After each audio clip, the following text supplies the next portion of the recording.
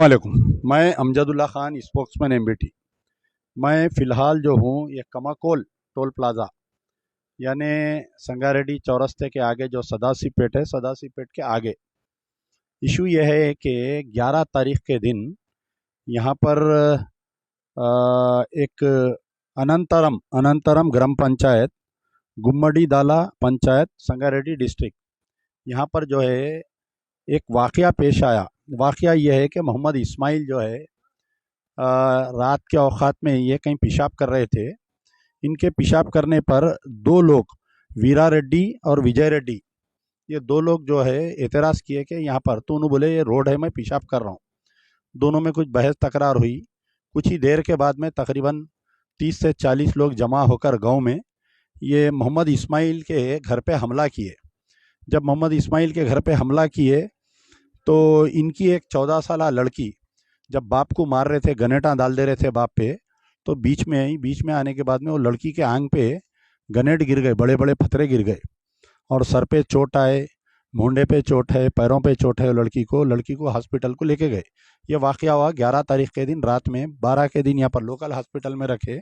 फिर उसके बाद में ये लड़की को जो है संगारेड्डी के एक दवाखाने में शरीक करे। इसको कौन सा दवाखाना है वो?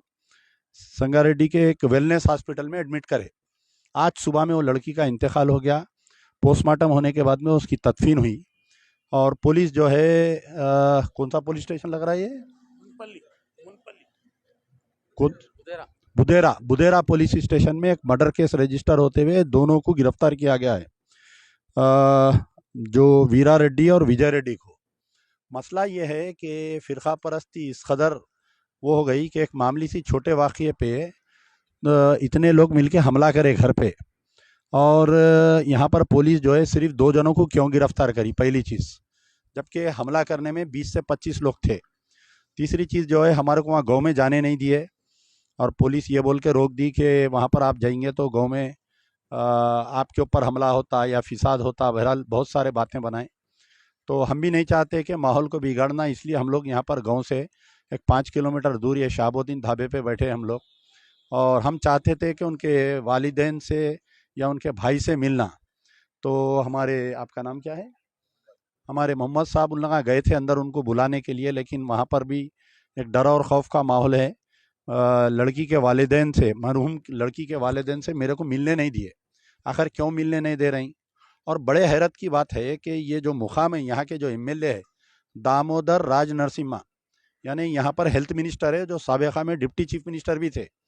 ये 11 तारीख को वाक़या हुआ और मुसलमानों की हमदर्द गवर्नमेंट, तो वहाँ के जो हेल्थ मिनिस्टर है दामोदर राज नरसिम्हा साहब, 11 चले गई, 12, 13, 14, 15, आज क्या तारीख है?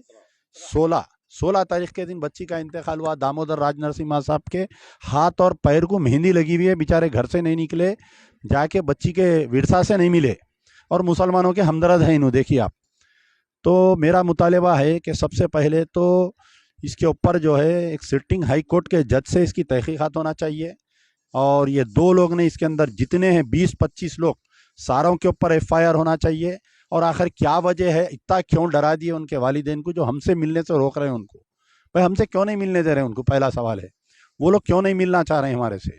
और इनको जो है कंपनसेशन ऐलान करते हुए 20 से 25 लाख रुपए कंपनसेशन देना और इसके एक अफराद ख़ानदान को नौकरी देना और जो गवर्नमेंट की इंदिरम्मा इल्लू स्कीम में इनको घर देना चाहिए। और मैं फिर बोल रहा हूँ, कांग्रेस की अक़लियती कायदीन तमाम खामोश है इस मसले पर। और यहाँ पर बड़े अफसोस की बात है कि दामोदर राज नरसिम्हा जो मुसलमानों के वोट से जीतते हैं और मुसलमानों की सियासत करते हैं, ये वाक़या होने के 6 दिन बच्ची के वालिदैन से नहीं मिले। बड़े अफसोस का बात है कि मैं उम्मीद करता हूँ कि शायद मेरा स्टेटमेंट तक उन तक पहुँचेगा और वो बच्ची के वालिदैन से मिलेंगे। शुक्रिया। यार जिंदा, सोबत बाकी।